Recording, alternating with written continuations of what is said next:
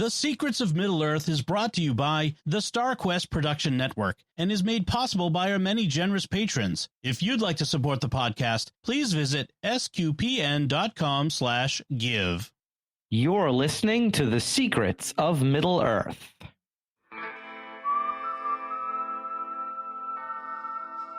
Way out west, there was this fella I want to tell you about. Fella by the name of Turin, son of Hurin. At least that was a handle his loving parents gave him. But he never had much use for it himself.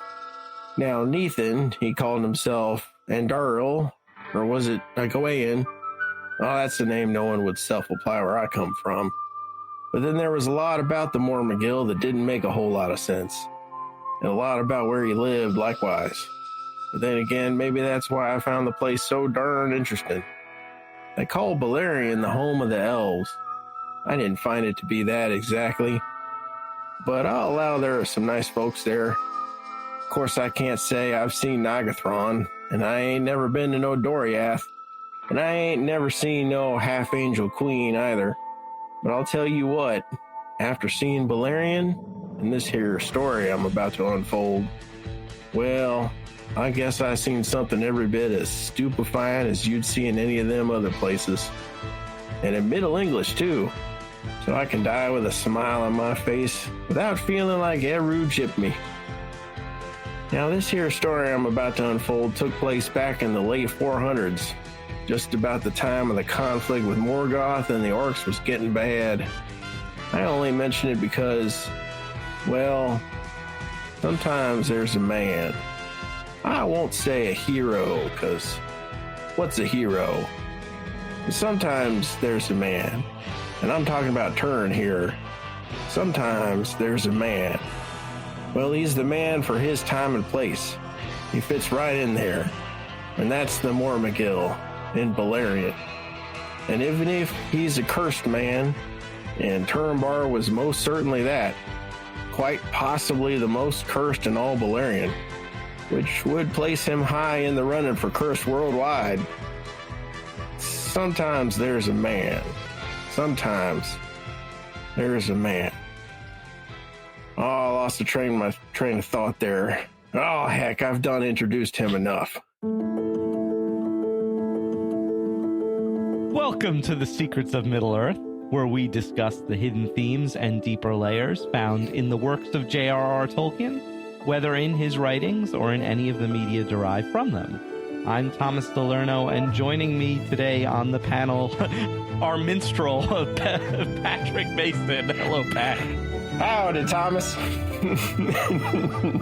And also Jeff Haecker. Hello there, Jeff. Hey, Thomas. Be sure to follow The Secrets of Middle-earth in Apple Podcasts, YouTube Music, Spotify, or any podcast directory or app. And you can find us on social media, on Facebook at facebook.com/StarQuestMedia, or on X, where we are at SQPN, or on Instagram, where we are at StarQuest Network. And don't forget that you can get your official Secrets of Middle-earth merch, including our very awesome t-shirt, at SQPN.com/merch. It's a great way for all you guys to support our show and to show your love for Tolkien and his wonderful world of Middle-earth. And that great intro reminds everybody that we have arrived. It is time for Of Turin Turambar in the Silmarillion. Done. Cookies are bacon. Yes. Or at least being mixed right now. Yes, we have been teasing this for quite a long time, and I'm finally glad that we've arrived. Although this story is so chock full of stuff that we've had to split it into multiple parts. Tonight's part will essentially feature everything up until Turin's fateful encounter on Amon-Ruth, which we'll get into more later. But don't you worry, there'll be plenty more Turin Turambar cookies where this came from. But yeah, I assume both of you have read of Turin Turambar before, and perhaps even the Children of Hurin, the expanded, unfinished version of a much longer telling of this tale. Well, what about it, guys? Have you read or enjoyed this story from the Legendarium before? Yeah, I've read it. Enjoy. I don't know if if that's the right word, but I have read the full chapter. Although it's been a while, and I cut off where we cut off tonight, so I don't remember all the details that are forthcoming. Except there's a lot of doom that's coming to a lot of people in this chapter. So, and I've not read the expanded book. I think I have it. I think I actually have a copy somewhere, but I've not actually read it. So I might have to do that after we cover the chapter here. I've read The Children of Hurin more recently than I had read the chapter again, and I had forgotten how quickly we move through the events from the book. How compressed it is.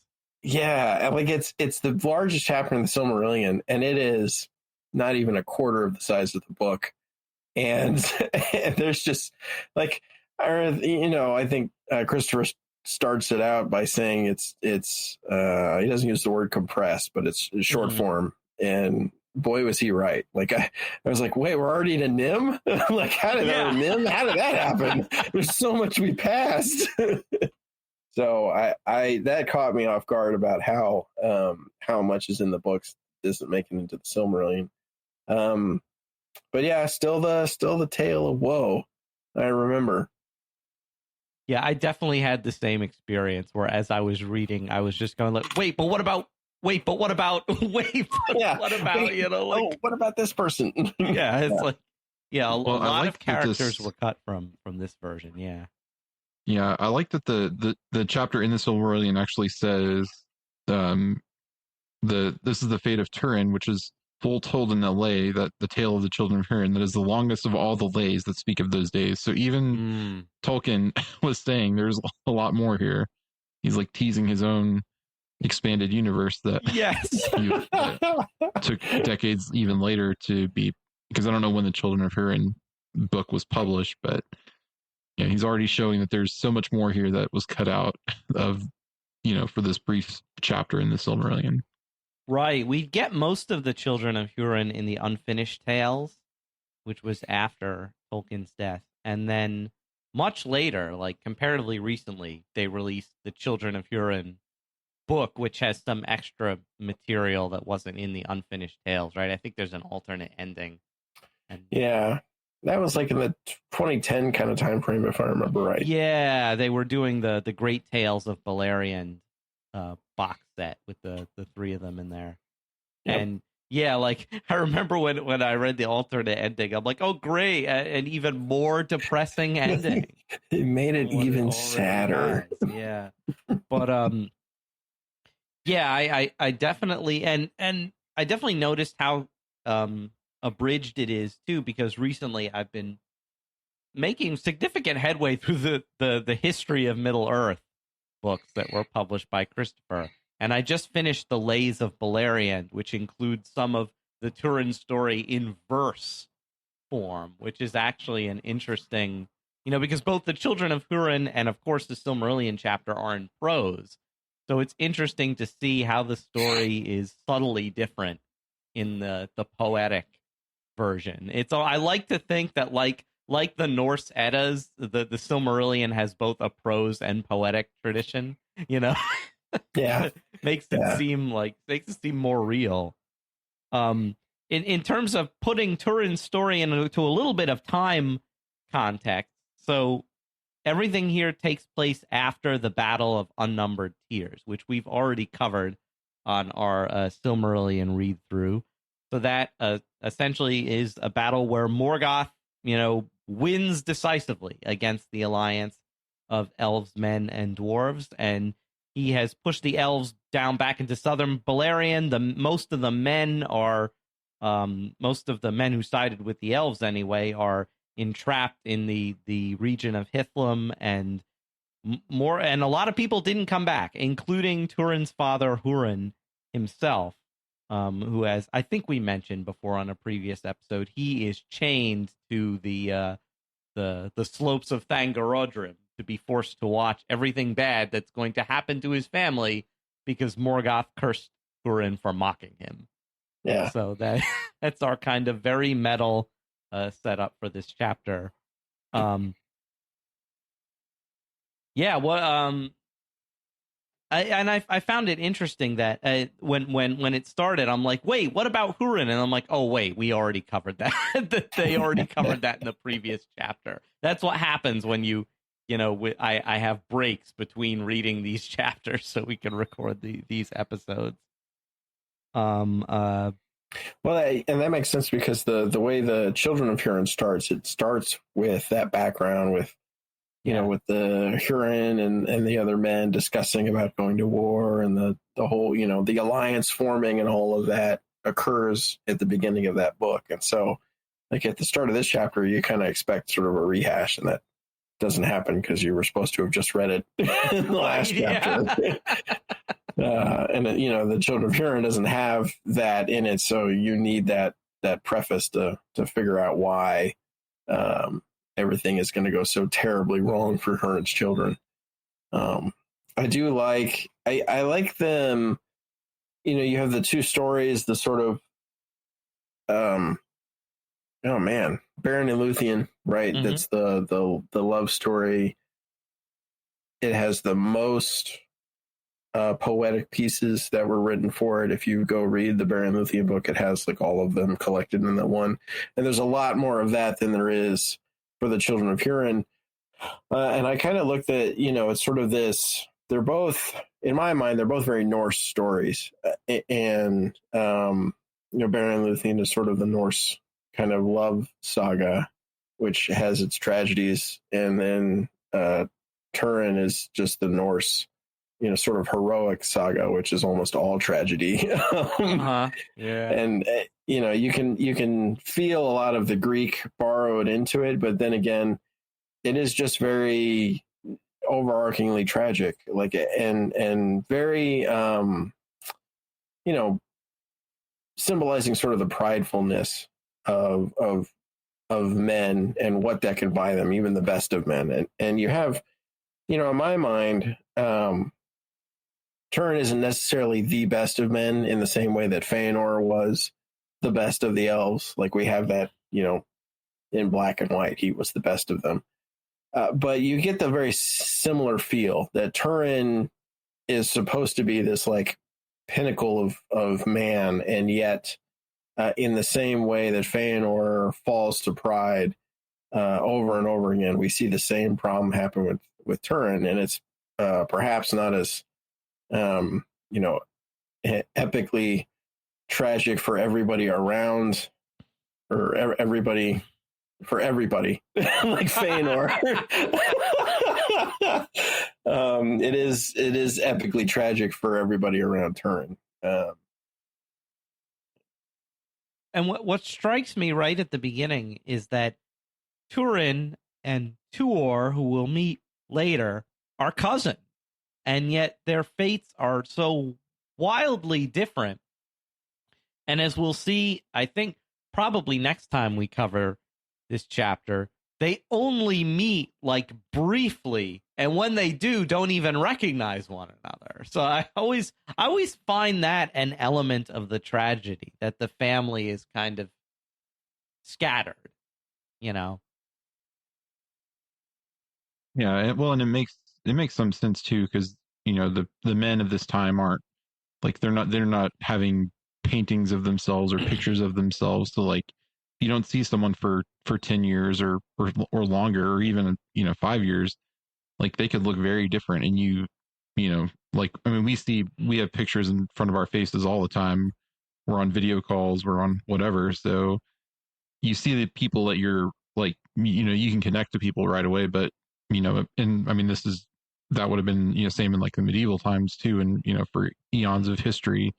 Like you don't see someone for such a long time, you can run into where you don't recognize somebody, especially if they've been running around in the wild for years and are unkempt and unwashed and whatnot. So yeah. Oh, poor. One thing I did feel sorely missing from this version is the glimpses from the Children of Hurin that we get into Turin's childhood personality. He has the friendship with that old man who's lame, who works for his family, and you get to see Turin's like compassion as a boy, before he becomes all hard and embittered through the events of his life. And there's in the Silmarillion chapter, they just brush over very quickly his separation from his mom, and they bring him to Doriath, where in the longer version and in the poetic lay, it's a whole scene where like he doesn't want to leave his mother, and he has this impassioned speech that he'll find her again and come back. And it's like, so I felt that was kind of sadly missing, but we get plenty of Turin's adult personality later. So I guess before we get too much more into the plot, I guess it's like, it's worth asking what you guys think of Turin as a character, as one of the really pivotal characters of the First Age Legendarium. What do you think, Pat? He is such a it's funny because like I think everybody given an option would not pick to be Turin, right? Any man you'd pick, a Tur or Baron, or if you had to pick a man, you'd pick one of the other ones, right? Like one of the other.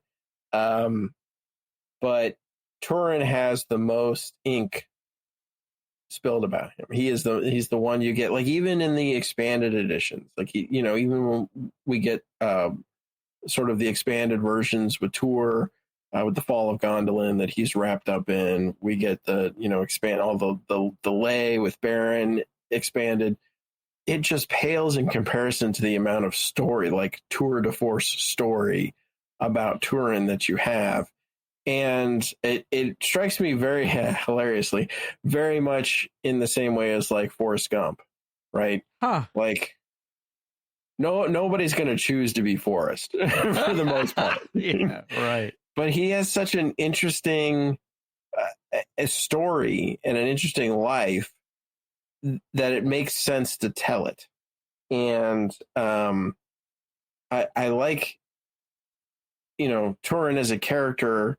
He does things that don't make sense to me, but he does them in ways that I can accept, because I accept that, there's lots of people who do things that don't make any sense to me. People who live in my house, for instance, do things all the time that make no sense to me at all. So he's a very real character in that way. His life seems very real. It's both tragic because of the things that happen to him, and it's tragic because of the decisions he makes. But I also like that he makes, even despite all that, he does make good decisions a lot of the time. And he really is trying his best for the most part. And what makes him a tragic hero, I think, is that he's always trying to do the right thing. It just doesn't work out. Or he doesn't have enough information, or he was 20 minutes too late, or like it's that kind of tragic. Or he has like everybody does, a fit of anger and then does something he regrets later. Yeah, or he has a vampire sword that. Yeah.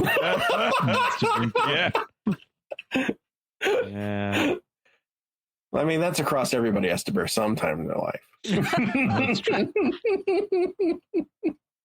What do you think, Jeff? Do you have any other thoughts about Turin, the character? Yeah, I mean, I don't remember all the details because, again, it's been a long time since I've read this chapter, and I haven't read the Children of Hurin book or the lays or anything, so I don't have that context. But yeah, and I mean, it's interesting how his story is like it's very Tolkien like template, or Tolkien kind of archetype of man being fostered by elves and going to the elves to be raised, and because he has a lot of potential to be, a high lord, or even potentially a king of men. However, it's just and he does have to go, similar to like Baron.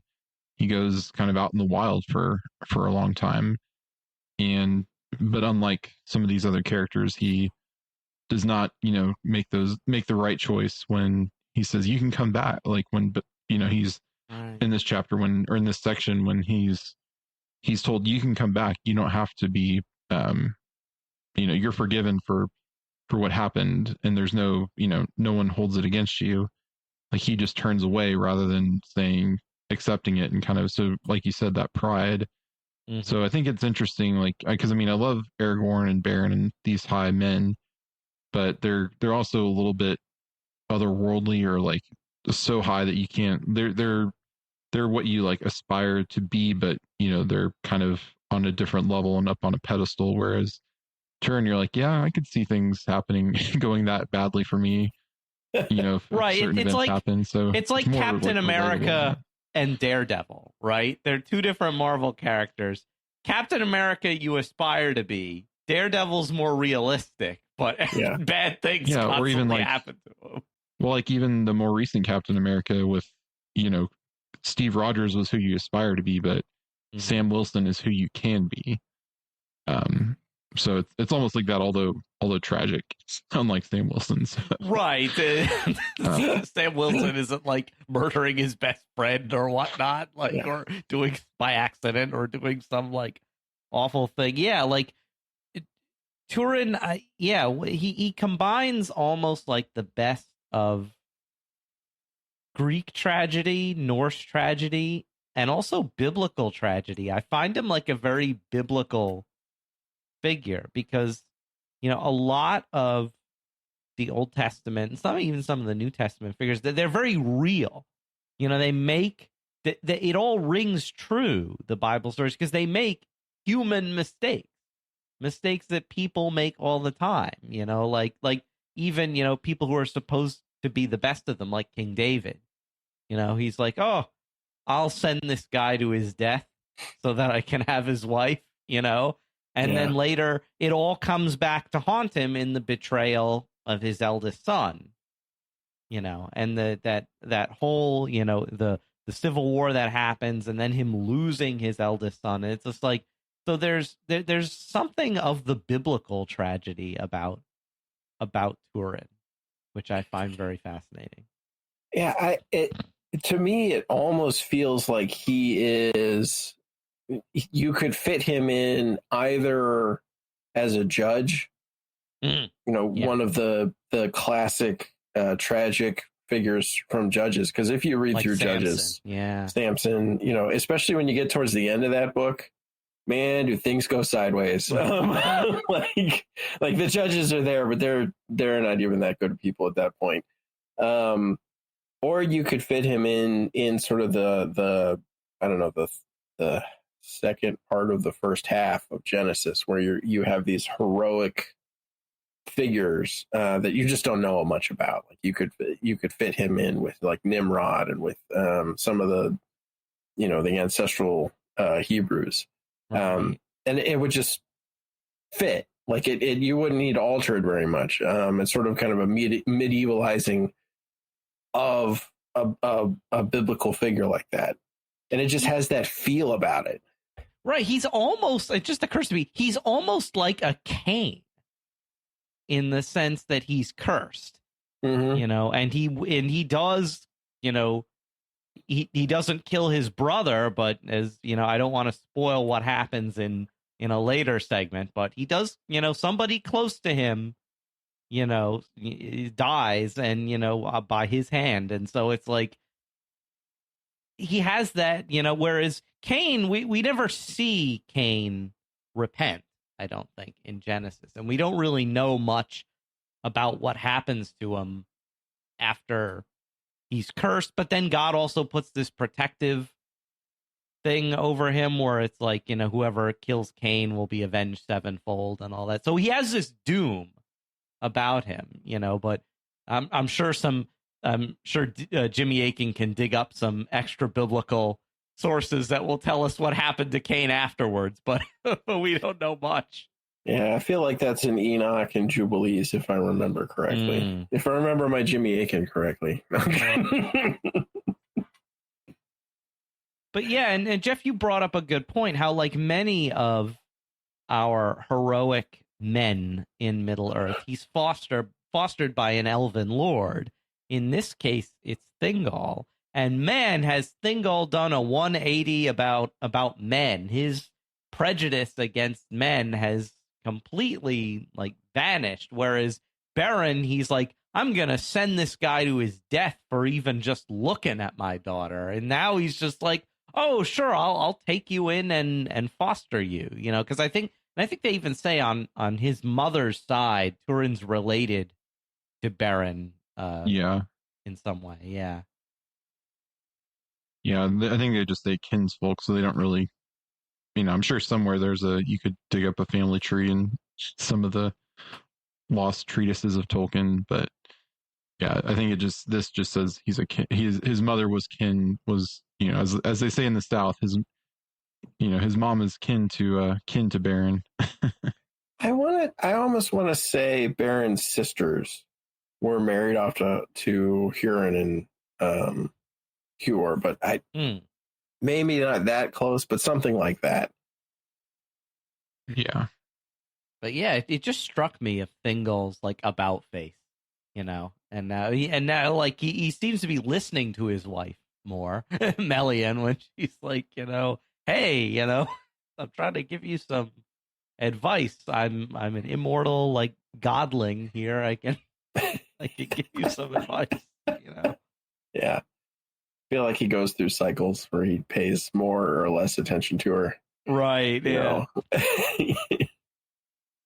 But yeah, and Turin, though, he they sort of skip over his childhood in Doriath, and very soon he's asking Thingol for armor and a sword so that he can go to the marches and fight orcs or whatever and servants of Morgoth. But he very quickly makes a lot of enemies, or at least one in particular that we know about. And man, there's more about that guy, Saros, who seems to be Turin's enemy for some reason. There's more about him in the Lay and in the Children of Hurin, I think. But man, oh yeah, that guy's a piece of work. You just kind of get this like, oh, he made some snide remarks about Turin, and then Turin throws a cup at him, and I'm like, this was so much more involved in the Children of Hurin. Right. There were other people there. I think there was an elf maiden. There was a woman involved. Yeah, there's a lot going on here. And in the Lay, this is an interesting thing. Recently in the Lay, when Turin throws that cup at him, that's what kills him. Turin throws the cup so hard that it cracks his face. Yeah, they say, and like it splits like the top palate of his mouth and kills him. But of course that's not what happens here. It says he's grievously hurt, and then he jumps Turin later. But he was almost like begging for it. He's like, oh, what are the women of your land like if you're so dirty, is basically what he says. Like, right, which I mean is insulting his mom and his sisters. I'm sure the one he remembers fondly who passed away at 3, and then the current sister, which I don't know how much he knows about her at this point. Like, he knows because of the messages to come back, which when they stop coming back, that's what sort of causes him to realize, oh, there's a war on, and I need to get up there and fight. And I think it's interesting because what's her name? Morwen? His mom? Yeah, Morwen. Yeah. Her stubbornness to not go to Doriath makes just the same amount of sense in the Children of Hurin and the Lay as it does here. It's just like, why don't you leave, woman? Right. Just get out. That would be like giving like a free ticket to get out of like German occupied France, and you're saying no thanks. Yeah. I'm good. Well, I'm good here. Well, and before we get too far, we also get the Dragon Helm of Dorloman name dropped here. Mm-hmm. Morwen sends it instead of going herself. Which will be important in this chapter and beyond. So, right, and we should explain it's a dwarven crafted helm. I think it was actually made by Telkar, the same smith who made Anduril, and it's got on the top of it a figure of in metal of Glaurung, the dragon. So it's meant to, be this imposing, terrifying, like as much of a mask as a helm, actually, in that kind of dwarven style, because they have those masked helmets. Right. So And yeah, I think don't we see that even in don't we see that in Rings of Power in yes. Not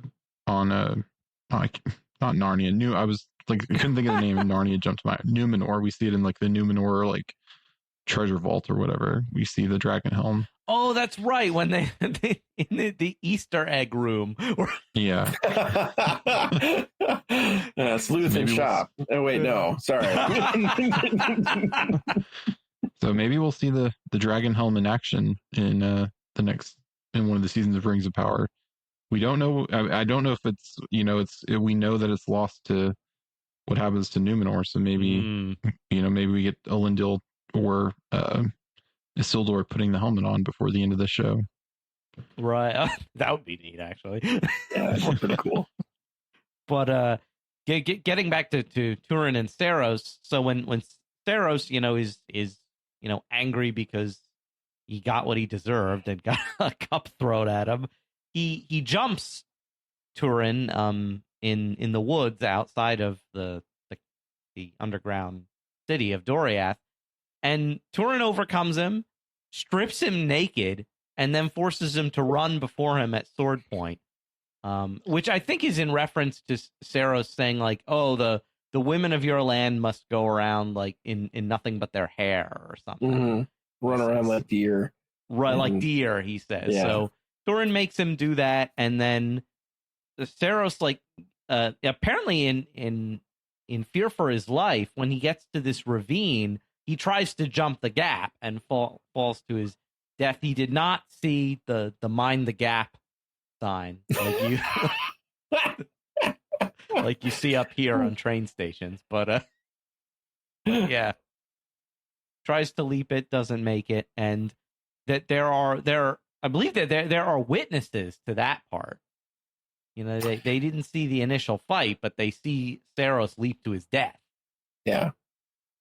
Yeah. And, in both tellings of the story, in this one and in the Children of Hurin, Turin doesn't mean to kill this guy. No. He's not out for that kind of thing. And part of humiliate him. Right. He wants to humiliate him. There's a lot of power struggle, all this fair and love and war stuff going on in the background. And the reality of it is Turin very much at this stage in his life doesn't realize how strong he's become. He's been in the Northern Marches. He's he's a man coming into the fullness of manhood and fighting orcs and learning under Beleg. And this guy, he's an elf, but he's a minstrel who's been hanging out in Menegroth, where sure, there are rumors of war every once in a while, but we got Melian, we're fine. And so he probably doesn't realize, it doesn't realize his strength and uses it on this guy. And, I think it's a combination of both pride and shame that result in him sort of running and not looking back. Yeah. And you mentioned Beleg, who is kind of Turin's almost like Sam Wilson to his Captain America, I guess.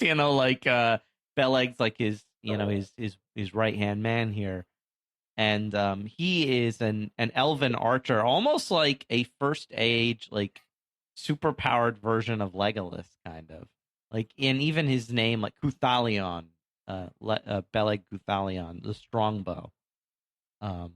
He's pretty cool. I like how in the Audible version narrated by Andy Serkis, he actually gives Beleg this very deep voice that you don't usually associate with elves very much, but I liked that because it was different. So, he's almost now I'm just imagining Arnold Schwarzenegger as an elf,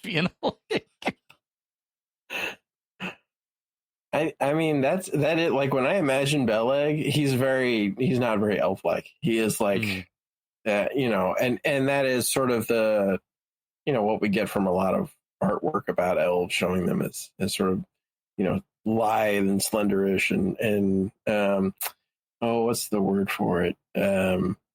nimble. There's another word, wiry kind of strength. Whereas Beleg is just like, the way he's described, he's just this, brute force muscle guy, but he's an elf. I mean, it makes sense because, like, there are people of all physiques and physicalities, so it would make sense that there's kind of the same for elves as well.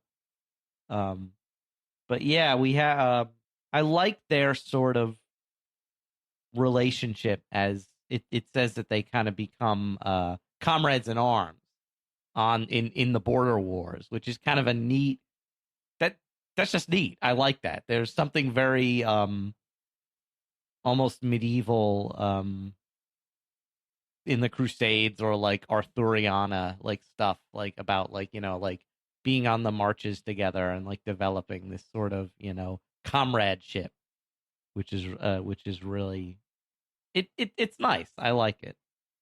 Yeah, it's another kind of Tolkien trope, for lack of a better word, of human man has elf bestie, because Aragorn has Arwen's brothers, and then later Legolas are kind of his. We don't see them in the movies, but they're part of they're basically part of his his company in the book in the Lord of the Rings books, for certain parts, and then Legolas, of course, becomes one of his besties too. So every man needs an elf bestie to run around with. Yeah, so they one of the other elf soldiers, I think it's Moblung, right? Because he's kind of the captain of the guard almost, and he demands that Turin come back and face judgment, because they don't really know what happened. All they know is Pharos is dead and Turin's at the scene, so they're like, you got to come in for questioning. And he's like, no. And I like how he just goes off and nobody stops him. Yeah. Well, I guess that's settled. Yeah. I'm pretty sure they're like, that will end in like more of us dead and he'll still get away. So it's like, yeah. Let's just let this play out. Yeah.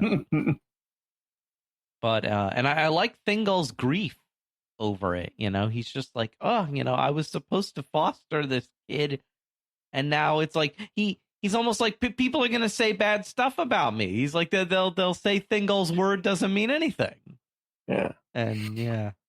Oh, I like how he Turin, primarily this is sort of as a result of anger or possibly even rage, right? And it's sort of reminiscent of the things that Thingol does in his anger, right? And you can see this sort of like father, like foster son, relationship there. You don't necessarily know how much exposure to Thingol's semi-randomized anger that Turin gets exposed to, but you assume it's still in there somewhere. And so I have a feeling, he's sad partly because his son's gone, but I think, or his foster son, but also probably a little bit because he's like, oh, I probably didn't teach him entirely well on that front. Yeah. Learned it by watching you, Dad. Yeah. But Turin, he in this version rather quickly joins a band of outlaws. And some of these guys are actually kind of their own characters in the Children of Hurin. But and we're actually doing some pretty bad stuff, like pillaging villages and kidnapping women and stuff like that. So what Turin puts a stop to all that and kind of, for the most part, redirects their their energies against the orcs. But they still consider themselves outlaws, and this is like when Turin gives himself the first of his many, many new monikers that he gives himself, names to hide his identity very poorly. What does he call himself this time? Nathan, right? Nathan. Yeah, he starts with Nathan, which is is it the shamed? I want to say wrong. That's what it is. He's wrong. Yeah. Because he thinks he's been exiled. Right. And it's sort of this, it's an interesting play into his own mind, because he feels like he's been exiled, but he never even talks to Thingol. No. I mean, he just feels like, oh, I killed this guy, and surely they're going to exile me, so I obviously must be exiled. And so even though I didn't mean to kill this guy, so I'm leaving and I've been wrong. It's, I don't know, it's very like, teenager. Oh, woe is me kind of stuff. Yeah, it kind of is like, but, and like, I was recently talking to someone about this similar thing where it's like, it's the stories we tell ourselves about ourselves that end up manifesting in the real world, because, you can very easily label yourself as something, and then you start to act that way. And that's essentially, and then you bring it on yourself. And that's essentially what Turin has done. He's labeling himself the wronged or the dispossessed. So then he acts like he's got a chip on his shoulder. And so then he, is forced, quote unquote, forced to live out in the wild when he's only doing it to himself. Yeah. Well, as Lilo and Stitch teaches us, you're not bad. You just do bad things sometimes. So he just needed that should have been on Turin's gravestone instead of that other thing. It should. Yeah. He just needed a Lilo, which I guess was Bellig was trying to be his Lilo. Yeah. Or someone else later, but I won't spoil it. So anyway, but yeah, and so we should say Thingol, once he gets all the facts about the incident and what happened, and again, this is where we're kind of missing context, because in the Children of Hurin, it's that woman, the elf woman that Saros thought they were quarreling about, really, when Turin had no interest in her. But anyway, it's that woman who brings, because she witnessed the fight between Turin and Saros, and so she, in the longer version, she brings the evidence where it's like, no, it was really Turin who was, he was attacked first, and then, and Saros' death was an accident. And we don't get that context here, but the outcome is the same, because Thingol pardons Turin, but now they don't know where he is, so he commissions Belleg to go off and look for him.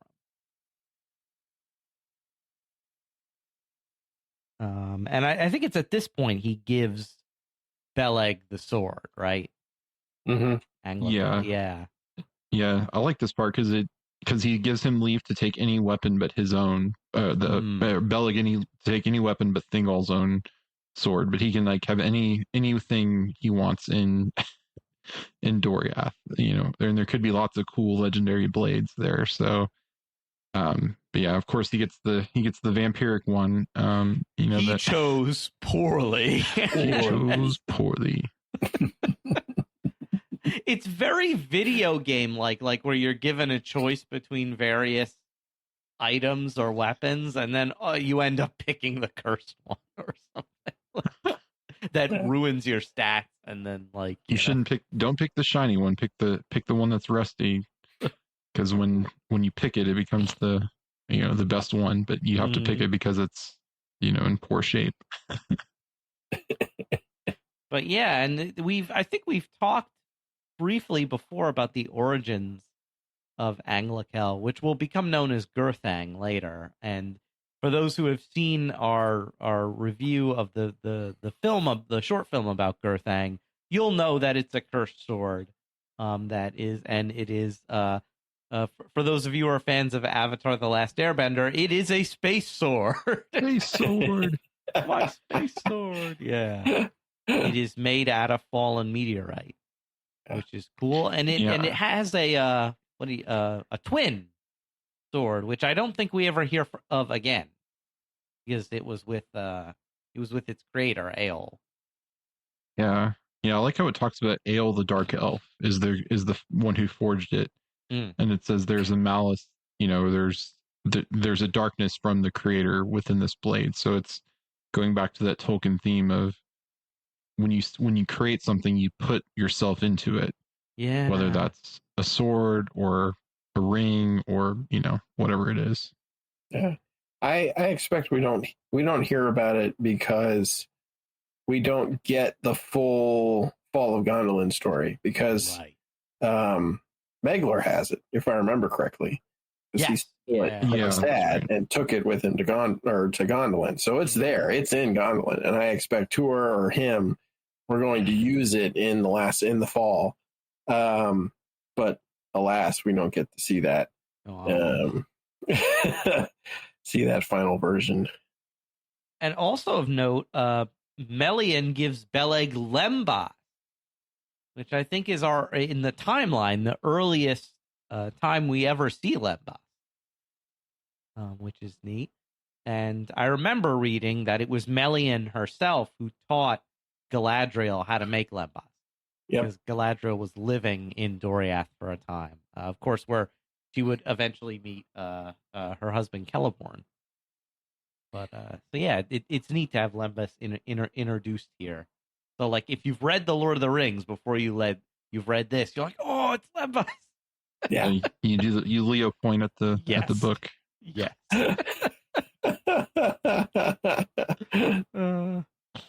Because it does talk about how that very rarely outside of Elvendom do people get Lembas, or even, potentially even outside of like the royal family, or, the really high noble elves that are kind of in the inner circle. So it just goes to show like how important the quest of the ring is by the time of the Lord of the Rings, that they are willing to give it to, not just men, but hobbits and a dwarf and all that. So right.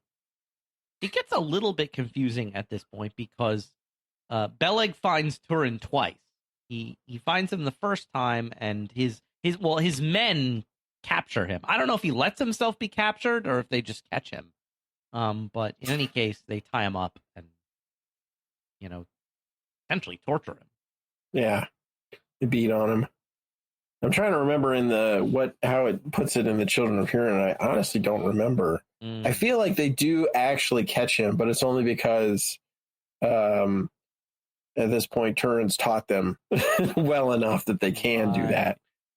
And then Turin storms back and says, "What are you doing?" Yeah, it's like, and there's that one guy who he seems to be absent here. That one character in the Children of Hurin who has that kind of grudge against Beleg, one of the companions. Yeah, he's I think one of Turin's closer friends, and then Beleg shows up and he realizes, oh, you had a best friend before me, huh? Well, that's not cool. It's not allowed. Yeah, and I guess so. We kind of jumped ahead because I just read this earlier or yesterday, but I'd forgotten that Beleg finds him, like you said, the first time, and then he goes back to Thingol, and that's where he gets the sword and the Lembas, right. And then says, I found him. He won't come back, but I'm going to go guard him as long as I live, basically. And that's when he gets the sword and the Lembas. And a neat little detail, I like how they mentioned that he doesn't go back right away. He goes back to the marches to help fight against the orcs, and he says that he needs the sword now because the new standard issue orc armor is too heavy for arrows alone, or for the sword that he has. So he needs a much better sword to fight the orcs with. And then it says, like, in winter, which in ancient times was traditionally when campaigning season during war was over, they say Beleg slips away, and the other elves like, huh? Where'd he go?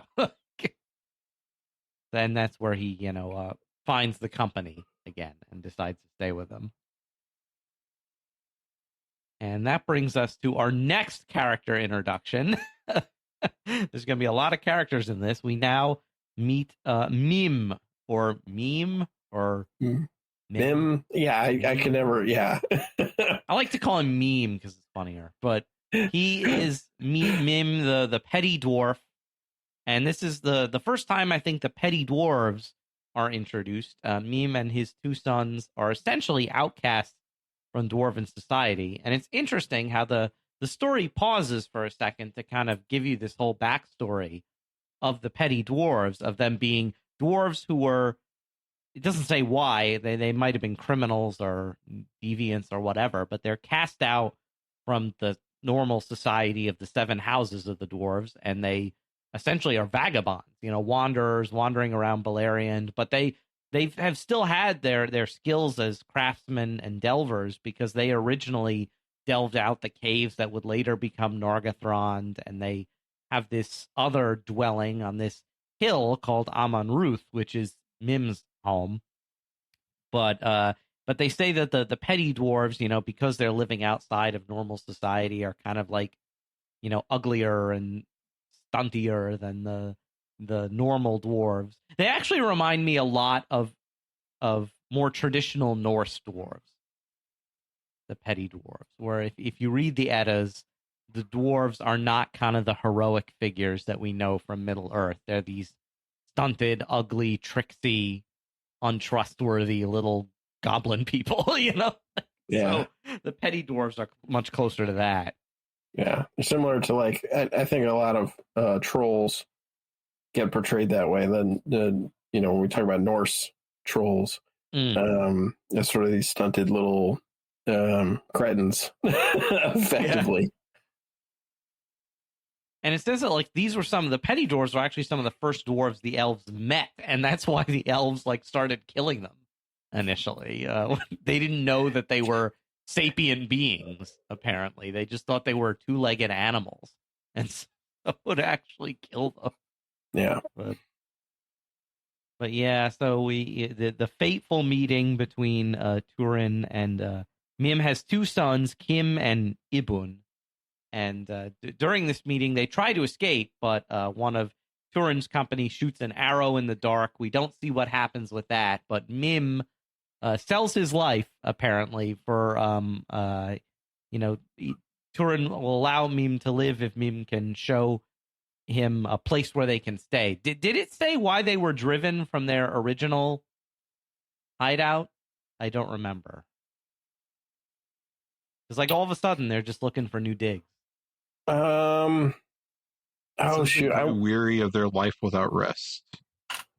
So they were. Yeah. I think they just were needing, like, any place that they could, like, have a strong, have an established camp and not, or an established home and not just a camp for the night. So right, moving from place to place. Yeah. So yeah, he brings them to this hill, Amon Ruth, which is a neat description. It has these plants or flowers or whatever they are on the top of the hill that bloom red. And that one guy, one of Turin's companions, he's like, "There's blood on the hilltop." I'm like, "This is Middle-earth. You shouldn't have said that." Like, you just doomed yourself. You just hear Mandos, like, calling out. What was that? Was that the wind? Yeah.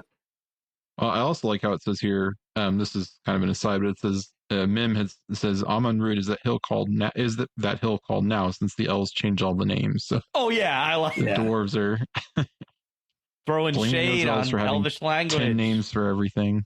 Yeah. That's right. Yeah. So they arrive there. There's like a cave in the mountain that Mim has set up as his home, and that's where we learn that his elder son Kim has died from the arrow shot. And they give the house this name, the House of Ransom, which is interesting because they also give it in Elvish, and just after he's been throwing shade on Elvish names, Mim gives the place an Elvish name. So I thought that was a little bit odd. But in any case, they call it the House of Ransom, and it kind of has this twofold meaning because, Mim ransomed his life to protect, to give shelter to Turin and his people, and then it's the other way around. Like Turin says, he will, if he ever comes into any wealth, he'll give like a weregild, a ransom for Mim's son. And I like what Mim says. He's like, "You speak like a dwarf lord of old," and I'm like, "That's cool." Yeah. This scene in Children of Hurin is a lot deeper than it is in here. The what happens with Mim and his son and the arrow and the knight. That whole it there's a lot more to Mim. In this, he seems kind of like this funny little guy who's weird, but in that there's a lot more to him. And there's a lot more to this section, and it's just funny. Like when I got to this section in the Silmarillion, I realized like how much ground we had already covered. Yeah. And like I was like, oh my gosh, like there were 4 or 5 chapters before we got here in the Children of Hurin. So there's a lot there if you want really the deep, which I'm sure 20 years from now we'll cover that book. Yeah, because Mim, like he in the Children of Hurin, he curses the guy who shot his son to never use a bow again, or he'll die, and that actually comes back later. Yeah. But meanwhile, Turin and his folk have created this sort of almost new land for themselves in and around the mountain. I love what it's called, the Land of Bow and Helm. Because Turin starts using the dragon helm again. I think Beleg brings it. Yes, if I'm not mistaken. Yeah, he brings it from Doriath, and so they carve out this sort of territory for themselves. And Turin gives himself another new name, the Dread Helm. Is his new nom de guerre, literally a nom de guerre. It's his war name, which is cool. Yep. And it's this thing that they set up sort of as this in defiance of Morgoth spreading power, right? Because Morgoth is sort of, if you can imagine pouring black ink at the top of the map and watching it slowly drain down through the mountains and the passes. And they even talk about, the orcs have built a whole new road through one of the passes. And through the mouth of or not the mouth, but the pass of Sirion, and the pass of Maedhros, and kind of coming down into Doriath, and it's even at the short, they're right up against Brethul, the orcs are, and they sort of carve this area out and make it inhospitable to the orcs, and it becomes well known, everywhere. Amongst the elves, they know about this place, the Dragon Helm and the Land of the Helm and the Bow. But then Morgoth finds out, and this is what finally brings Turin back onto his radar, right? Because he knew Hurin had a son, and that he was in Storloman, I think, and. But after he flees, after he's sent off, flee's not the right word, but after he's sent off to Doriath, he sort of passes out of knowledge. Mm-hmm. And he comes back in, and the helm reappearing is what keys Morgoth off. And he's like, aha! The son of Hurin must not become a Jedi. Yeah. Well, and that, this sets up a reoccurring theme with Turin. Everywhere he goes, he makes the other people around, the other men around him, better, right? So he comes into this band of outlaws who are doing terrible things, like effectively slaving, if I remember correctly. And kind of whips them into shape, takes over, turns them into a force for good, where they're only despoiling orcs. And they're only fighting the servants of Morgoth, and then goes a step further and establishes effectively a realm where he's a bastion against Morgoth. But it's all built on this really problematic coming into this Amon Ruth, where Nim's son dies, and there's tension between Beleg and this guy and Nim and himself, and there's always this super shaky ground, and this just plays out again and again and again over the course of Turin's life. He builds this thing, but there's always 4 or 5 planks that are just askew and they're not quite right, and eventually the whole house of cards falls down. Right, yeah, which we actually see because Mim is out. they say he's out searching for roots, but I like how in the Children of Turin there's a little bit of implication that what he's really looking for is gold or something. But he's out, he says, to go search for roots, and he gets caught by orcs, and it says, well, he tells because the orcs know that Turin's out there, because they've been given orders, I guess, to capture him. Because Mim says, like, well, I'll bring you to Amon Ruth, but the one guy there who's my friend, you've got to spare, like the Dreadhelm you won't kill, and that the orcs, like they know it's Turin, like, because they like the son of Hurin will not be slain, they say, because they have orders to capture him. So, but yeah, like they won't. They very specifically say, we will not kill the son of, we will not kill Turin. But they don't say, it's like they don't say anything about capturing him or torturing him or any of the other bad things that are going to happen. Yeah. We're definitely killing everybody else, just so you know. But we won't kill this guy. We're orcs. What do you expect? But I thought you were humanized and you have children. No, they're still orcs. Come on, people. An orc is an orc, of course. So. Of course.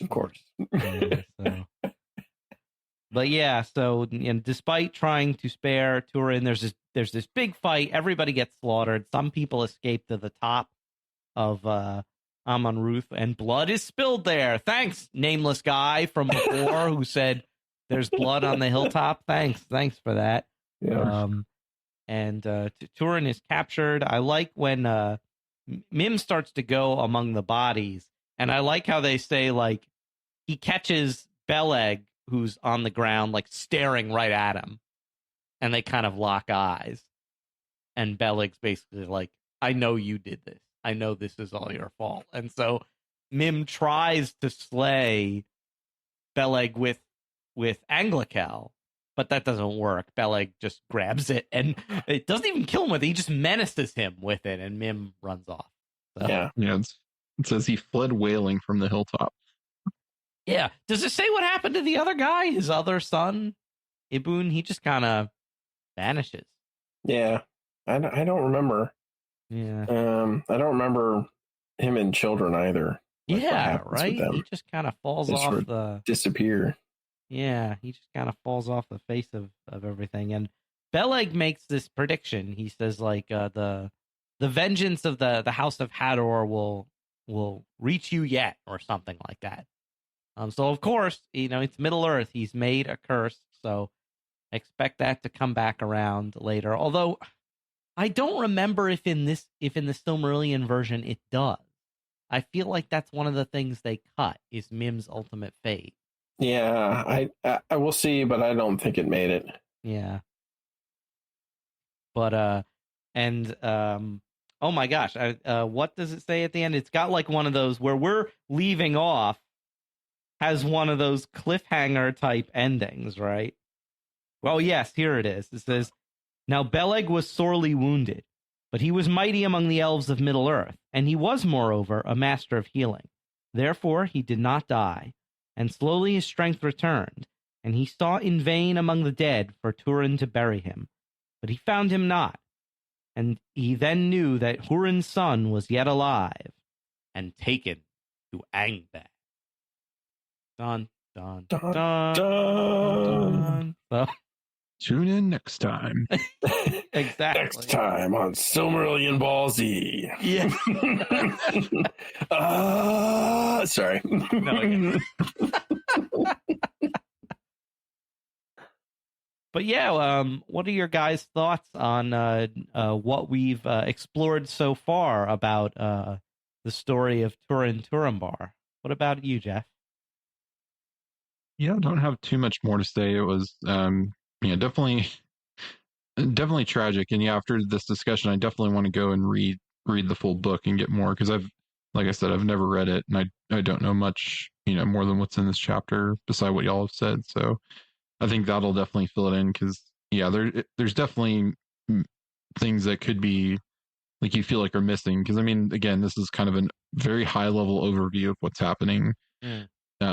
or of what's happening, and that's kind of what the whole Silmarillion is we get very just a couple of like very focused stories, but a lot of time it's like, here's hundreds of years, or here's in 10 pages, or here's all this history and a chapter that could be its own book series. So there's a lot left to explore, and I definitely want to read that book. Nice. What about you, Pat? Right. So I would say, kind of on that theme, if the Children of Hurin is kind of a 3-act, at least inside the Silmarillion, is kind of a 3-act Greek tragedy. If you read the Children of Hurin, or of Turambar in the Silmarillion, if you go read the Children of Hurin, it takes it to like a 5-act Shakespearean tragedy. Like it just really ups the ante on all the stuff that's going on. There's just so much about Morrowind we don't get in this. The background for Turin and everything. That being said, if you're going to try and pare that down into a single chapter inside of a book, I think it does a very good job of hitting the high points, getting across the tragic nature of the life of Turin, and the balance between the tragic things that happen to him and the tragic decisions that he makes, and showcasing the fact that both are on full display. And even besides that, he can still succeed to a point, but it still costs him in the end. Yeah, definitely. Like, even when he wins, he sort of loses. Right. Which is, oh boy. So be sure to join us, for our next discussion of Turin Turambar, and there will be cookies in store, I'm told.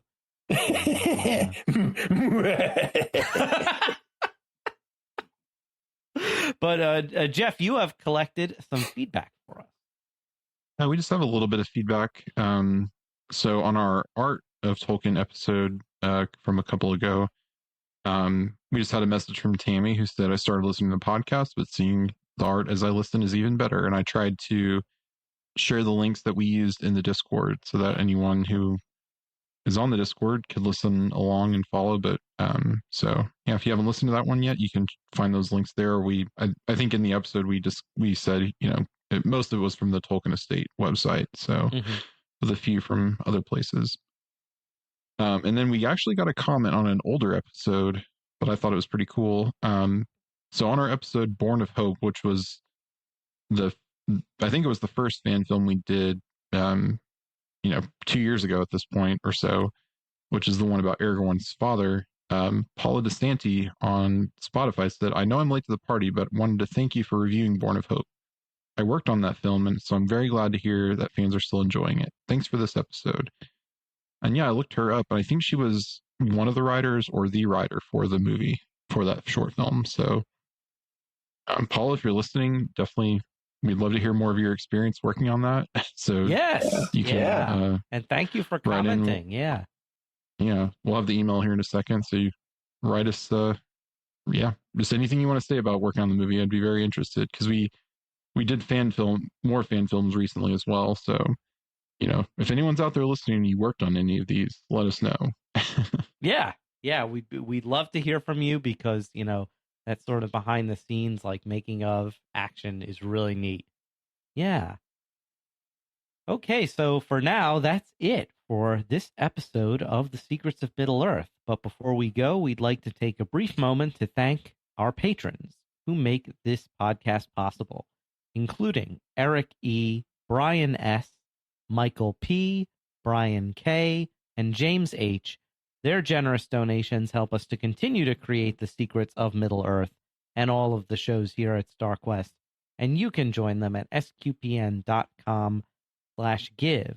So we'd love to hear from all our listeners. What did you think about the first part of the story of Turin Turambar, and what is your recipe for Turin Turambar cookies? You can let us know on our Facebook page, on Twitter.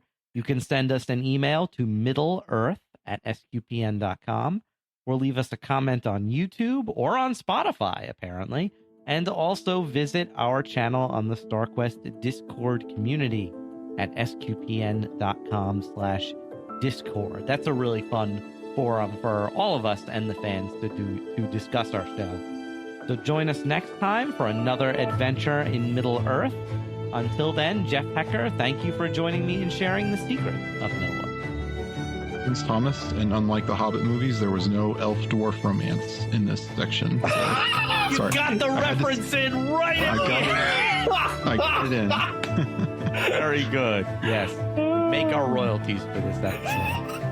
And Patrick Mason, thank you as well. You know, Thomas, sometimes there's a man. Sometimes there's a man. Oh, I lost my train of thought. But but before I forget, like anything else, I am Thomas Salerno, and thank you for listening to The Secrets of Middle-earth on StarQuest.